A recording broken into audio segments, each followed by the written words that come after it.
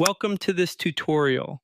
Today, I'll show you how to download Studocu documents for free in just a few simple steps.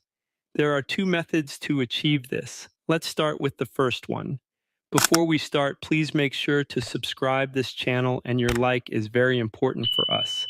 First, open Google and search for studocu.com. Click on the first link and sign in using your Google account. Once logged in, you'll see a dashboard like this. Here, you'll notice it's a basic account. To upgrade to premium for free, click on the upload button. Next, you'll find an option to share 5 documents, such as assignments, practice materials, lecture notes, or summaries. By uploading these 5 documents, you'll receive 10 weeks of premium access, giving you unlimited downloads and views. Simply click on Browse My Files, select 5 documents from your PC, and upload them.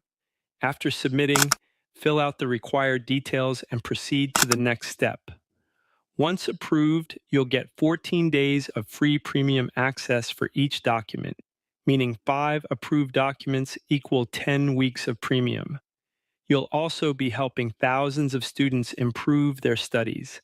If you need even more premium access, upload additional documents to extend the duration.